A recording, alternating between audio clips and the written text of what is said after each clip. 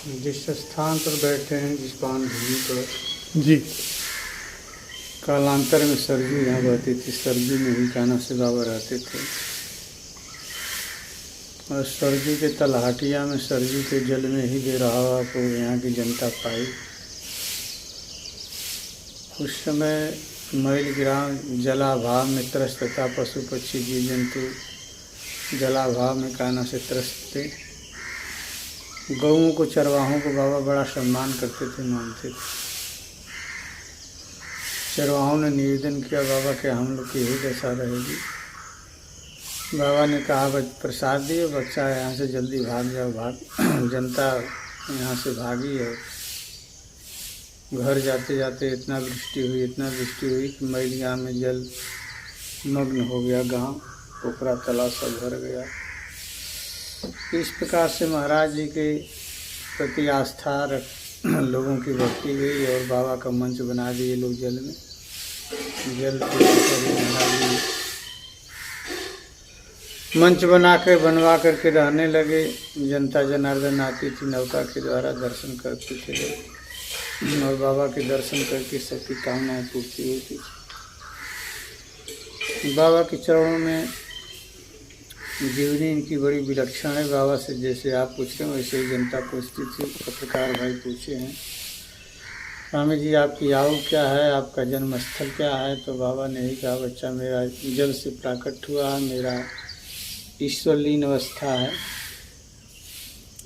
यही अपने जीवन के बारे में बाबा अभिव्यक्त करते थे। और बाबा दीर्घजीवी थे। बाबा कान्हा से राम के समय का इनका इतिहास मिलता है।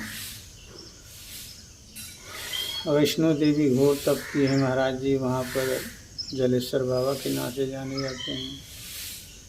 भगवती का दिग्दर्शन हुआ है और बाबा ने माता से, माँ ने कही मांगो कुछ, बाबा ने कहा माँ तुम्हारे स्थान पर जो हिंसाएं होती ये न हो, सात्विक प्रकाश तेरी अर्चन बंदन हो, तथा तेरे हाथ का प्रसाद और प्रसाद ग्रहण करूँगा, तथा वैष्णवी दीक्षा माँ वैष्णव अपनी ख्याति नहीं थी।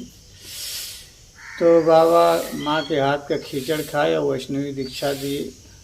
जब से वैष्णवी देवी के नाम से ख्याति उनकी हुई, वहाँ पर जलेश्वर बाबा के नाम से जाने जाते हैं। उसी प्रकार से आपको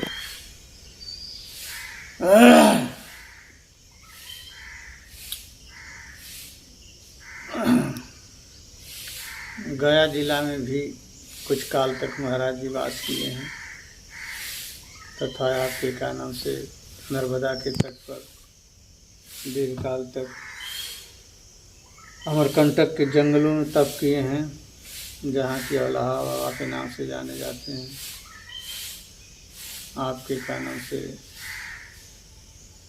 जल में ही बाबा रहते थे, चारों तरफ से मगर घेरे हुए थे और बीच में बाबा तप करते थे। बाबा की बड़ी लीलाएं हैं। उसी प्रकार से आपके गुमला जिला बिहार में शंख नाम की नदी है, वहाँ भी पालकोट नरेश बाबा को मंच बनाए थे, वहाँ भी कुछ दिन वास किए हैं। एक दिन ऐसा घटना हुई कि जंगल के भालू वगैरह आकर के गांव में काफ़ी क्षति कर दिए। बाबा राजा आदेश दिया कान्हा से उनको मारने के लिए। बाबा के यहाँ समाचार गया, बाबा राजा को बुलाए, बच्चा ये बंदर भालुओं ने राम के समय बड़ा उनकी सेवा की है, तब उनके पर ऐसा कार्य मत करो। राजा ने कहा कि मेरे क्षेत्र में मेरे गाँव वासियों ने गाँव में घुस करके काफ़ी नुकसान किए हैं ये लोग। बोले कि उनका जिम्मेदारी हमारे पर सौंप दो। तो गिरवा तालाब है, वहीं खींचड़ और बाबा दूध की व्यवस्था करवाए राजा से, और जगह जगह कान्हा से खींचड़ रख दिया गया, दूध रख दिया गया। पशुओं की भाषा को बाबा जानते थे। बाबा गिरवा तालाब पर समस्त भालू बाघों को बुलाए, सब जीवात्माएं आगे, कोई चरण चाटने लगा, कोई जटा चाटने लगा, कोई खींचड़ खाने लगा, कोई दूध पीने लगा। इस प्रकार से बाबा के प्रभाव को देख करके राजा ने का नाम से काफ़ी प्रभावित हुआ और 500 एकड़ ज़मीन वहाँ दान किया, जो कि आज जीवा मंदिर वगैरह विद्यमान है, राम रेखा धाम के नाम से जाना जाता है। भैंसे की बलि देता था राजा। महाराज ने रोक लगाया, बच्चा तुम सात्विक प्रकार से पूजन अर्चन करो। बोले कि मेरा नुकसान हो जाएगा। बोला कि उसकी जिम्मेदारी मेरी है, आप इस प्रकार से करो। तो राजा भी कानों से सात्विक प्रकार से देवी की अर्चन वंदन करने लगा। उसी प्रकार से बाबा कमला नदी के तट पर दीर्घकाल तक वास किए हैं। बाबा कई नामों से जाने जाते थे। दिगेश्वर बाबा के नाम से भी जाने जाते हैं और बंगाल के खाड़ियों में कुछ काल तक वास किए हैं। एक बाघ था, सफ़ेद रंग के बाघ होते हैं उधर, उसका नाम बाबा मोहन रखे थे। कभी का लोग उसकी चर्चा करते थे, बच्चा मोहन चला गया। उसी प्रकार से बिंदगिरी में तप किए हैं। एक दिन स्नान करके आ रहे थे गंगा जी से, वहाँ की जनता देखी बाबा कहाँ रहते, इस पहाड़ में। बोले वहाँ तो बाघ रहता है। बोले बाघ हमारा भक्त है। बोले कि कहीं बाघ बच्चा भक्त होता है, कहीं बाबा आपको महात्माओं को ऐसा कह रहे हैं। बोले हाँ बच्चा चलो परीक्षण कर लो। बाबा आगे आगे गए, पीछे से जनता गई। कुछ दूरी रहेगी तो बाघ तड़पा और महाराज ने कहा बच्चा अब तुम लोग की आगे गति नहीं है, यहीं से रुक जाओ। बाबा गुफा में चले गए, बाघ बैठा है, जनता पीछे लौटा। इस प्रकार से बाबा की वहाँ ख्याति और फैली और वहाँ के राजा को फांसी की सजा थी। रानी सुनी, महाराज जी के चरणों में गई। राजा बाबा की दया से, कृपा से फांसी की सजा से मुक्त हुआ। राजा प्रसन्न होकर के वहाँ भी कुछ जगह जमीन काना से बाबा को दान किया। बाबा को जगह जमीन से कोई मतलब नहीं रहता था। आज वो बड़ा विस्तार में स्थान है इस समय, और 510,000 गाय बाड़ी और बहुत बिगड़ वो आश्रम बना है गौों के लिए, गौशाला वगैरह, मंदिर वगैरह बड़ा दिख बना है। उसी प्रकार से महाराज जी का नाम से जगह जगह वहाँ अमरकंटक गया जिला में भी का नाम से घोर तप किए हैं। और आपके गांडकी नदी के तट पर भी दीर्घकाल तक नेपाल में वास किए हैं। इस प्रकार से जगह जगह बाबा की ख्याति है। राम के समय का इतिहास इनका मिलता है, कृष्ण के समय का इतिहास मिलता है। बाबा गोस्वामी तुलसीदास जी के भंडारे में भी इनका इतिहास मिलता है। और रामकृष्ण परमहंस अपने एक पुस्तक में लिखे हैं कि दक्षिण भारत से कोई संत आया जो कि हम दिगंबर रूप में मुझे दीक्षा प्रदान किया, ज्ञान प्रदान किया। इसी प्रकार से श्री राम शर्मा वगैरह भी अपने जीवन में बाबा के महत्व का प्रतिपादन किए हैं। तथा बाबा के चरणों में बड़े बड़े जो हस्तियाँ आती थी। लड़कपन में राष्ट्रपति राजेंद्र बाबू बिहार के आते थे। बोले कि बच्चे पर आते थे। महाराज ने बोला राजेंद्र एक दिन महान बनेगा, देश का राष्ट्रपति बने। उसी प्रकार से सत्ता से पदच्युत इंदिरा तीसी बाबा के पावन भूमि पर आए थे। बाबा ने आशीर्वाद दिया, पुनः सत्ता में आए। इस प्रकार से भाजपा सरकार भी अपने सत्ता में नहीं थी। अटल वगैरह, मुरली मनोहर जोशी वगैरह और आपके काना से अडवाणी वगैरह सब बाबा के भक्त थे। महाराज ने कहा बच्चा अटल हल्ला करते रहे, 13 दिन लौटेगा, देश का प्रधानमंत्री बने। इस प्रकार से इनके चरणों में जितने राजनेता थे, लालू प्रसाद से लेकर के बिंदेश्वरी दुबे से लेकर जगन्नाथ मिश्रा से लेकर के चौटाला भी आए, हरियाणा से लेकर के मध्य प्रदेश के राजघराने के चौहान वगैरह लेकर के सभी हस्तियां बाबा के चरणों में आती थी। इंदिरा जी, जवाहर जी, राष्ट्रपति राजेंद्र बाबू, राष्ट्रपति जाकिर हुसैन, जॉर्ज पंचम, चंद्रशेखर और विश्वनाथ प्रताप वगैरह जितने थे सब बाबा के चरणों में बाबा के भक्त थे। चन्ना रेड्डी वगैरह आदि, पालकोट नरेश, मझौली नरेश, नेपाल नरेश सभी बाबा के सेवक थे राम जी की इच्छा से। इस प्रकार से महाराज जी के चरणों में जिसको वंश नहीं था वो भी आता था। कहीं फल बिक दिए, दर्शन दे दिए, मटिया फेंक दी, उसी से उनका गोद भर गई। जो बड़ा कष्ट में था, दुख में था, बाबा के दर्शन में आता था। बाबा के दर्शन से दिशा दशा उसकी ही बदल जाती थी। बाबा एक सिद्ध योगी थे। बाबा का नाम से नदियों के वेग को बदल देते थे, वायु पूरब बहती थी तो पश्चिम हो जाती थी। इस प्रकार से बाबा आप्त योगी थे, आप्त पुरुषस्य वचनम प्रमाणम, उनका कहना से जिसको जो कह देते तो होता था। बाबा की उन जो उम्र हजारों वर्ष का आकलन किया जाता है। भगवान शंकर माता पार्वती से कहते हैं, हे देवी कुंभक सिद्धि की न सिद्धति, जिसका कुंभक सिद्ध हो गया उसका संसार में कुछ दुर्लभ है नहीं है।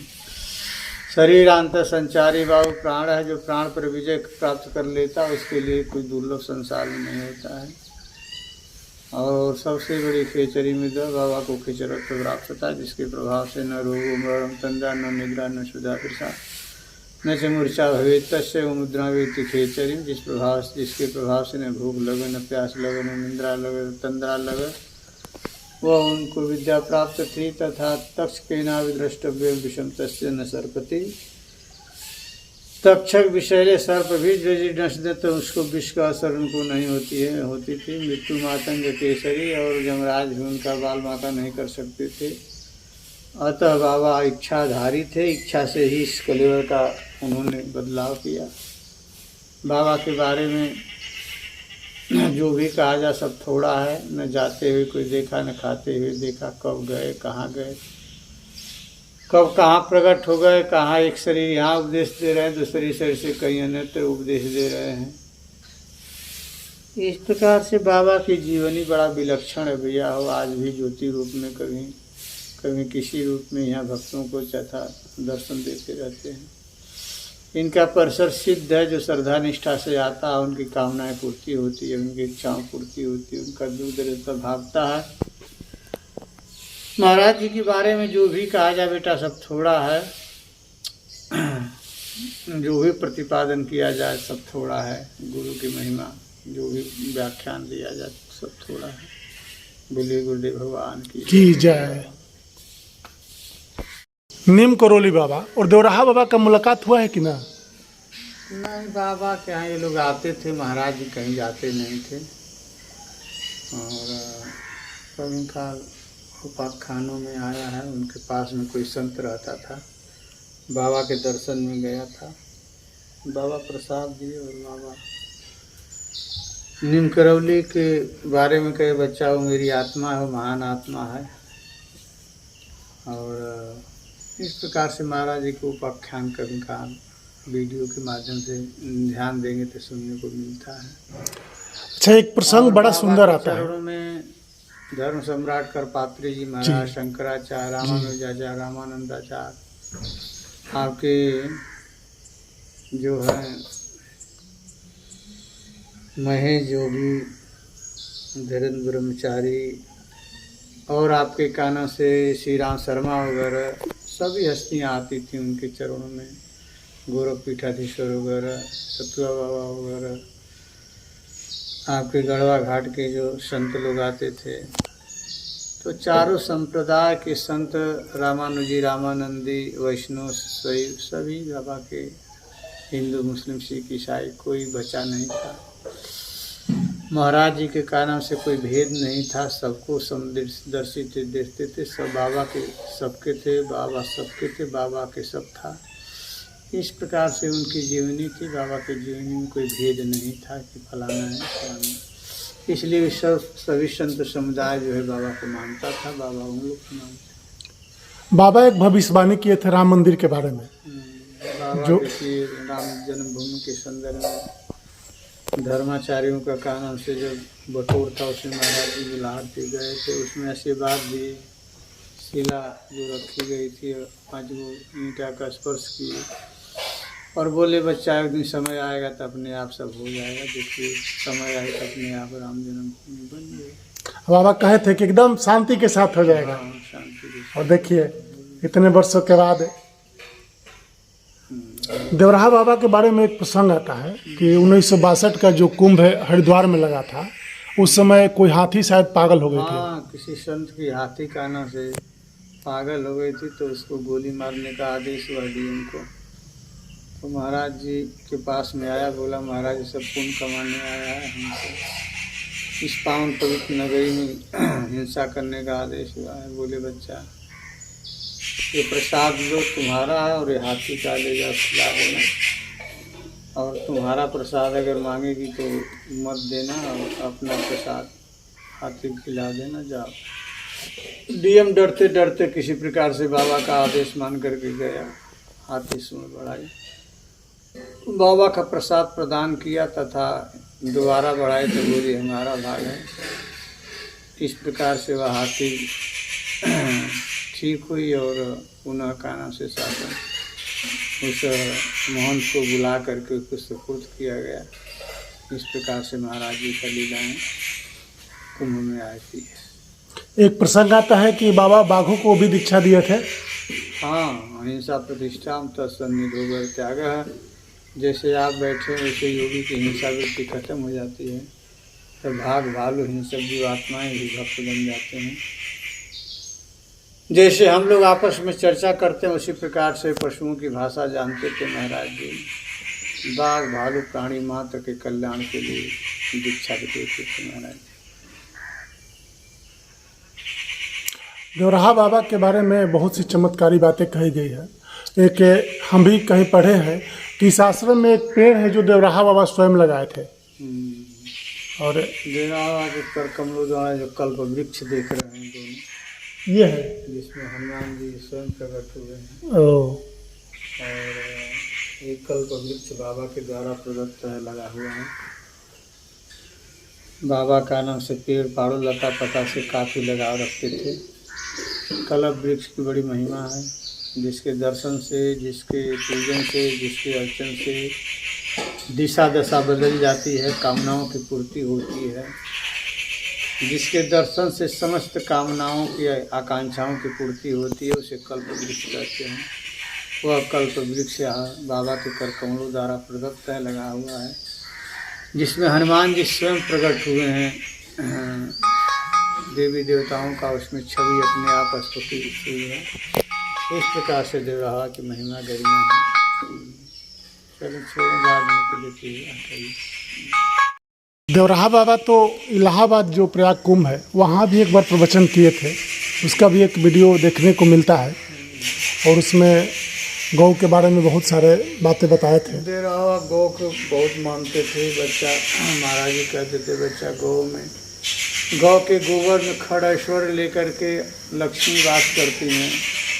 गौ के गोबर में सभी देवी देवताओं का वास होता है।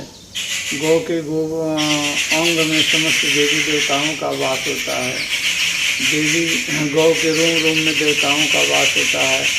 खड़ ऐश्वर्य को लेकर के, अष्ट ऐश्वर्य को लेकर के लक्ष्मी से गोबर में वास करती हैं। इसलिए इस प्रकार से गौ का महिमा, गौ का के संदर्भ में महाराज जी का नाम से गौ माता को बहुत महत्व देते थे।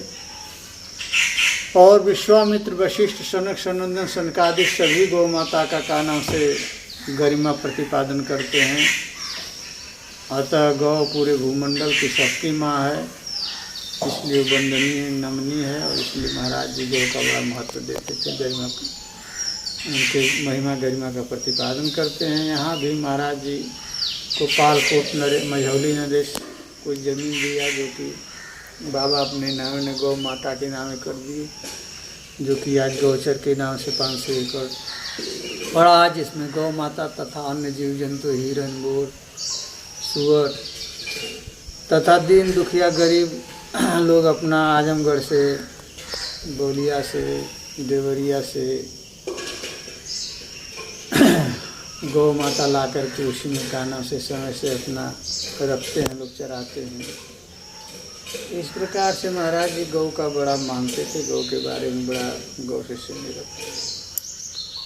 रामरेखा धाम जो सिमडेगा में है वहाँ पर हम गए हैं, वहाँ भी बहुत सारी ज़मीनें हैं और पहाड़ की चोटी पर रामरेखा धाम जो है बाबा वहाँ पर तप किए हैं ना। अभी आपको बताया कि रामरेखा धाम पर महाराज जी तप किए हैं। वहाँ महाराज जी राजा को हंसी दी, हाँ आशीर्वाद दिए हैं। वहाँ बाघ भालुओं को का नाम से खिचड़ खिलाए हैं, दूध पिलाए हैं, जो कि प्रभावित हो करके राजा काफ़ी ज़मीन दिया है। पहाड़ के ऊपर रामरेखा धाम बना है, नीचे गुफा है, गुफा के ऊपर पहाड़ है।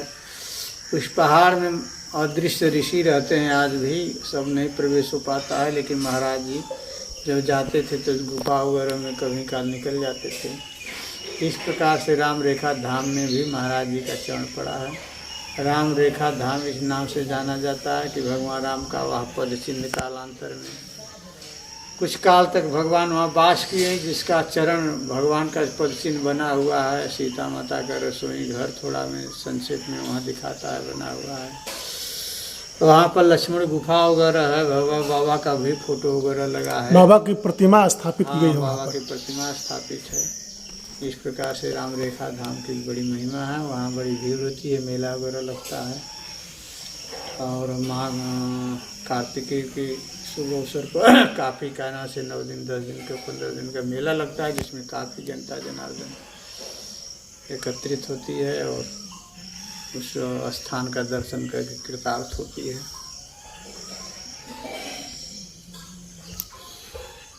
सिमडेगा में भी बाबा का आश्रम है, वहाँ भी हम गए हैं, दर्शन हुआ है। सिमडेगा में भी बाबा का एक गुरुकुल है, जिसमें बाबा का वहाँ भी मूर्ति लगी है। और विद्यालय, संस्कृत विद्यालय है, बाबा के नाम से चलता था गुरुकुल में। भी समय क्या व्यवस्था है इस समय भी है, वह मूर्ति वगैरह तो है ही है, मंदिर वगैरह है ही। राजा ही बनवाया है, मूर्ति से लगवाया है। तो कभी कल आते हैं, पहले मतलब सत्ता तो उन लोग की नहीं रह गई है, तो लेकिन उनके खानदान के लोग आते हैं अभी। देश के वंशज लोग अभी हैं जी। पालकोट नरेश के वंशज लोग हैं अभी। हाँ। उनके पोस्टर वगैरह वहाँ पर हम देखे थे। हाँ राजपाट तो चला गया अभी जी, लेकिन लोग हैं अभी भी, प्रतिष्ठा है उन लोगों की। हाँ, राजपाट प्रतिष्ठा है।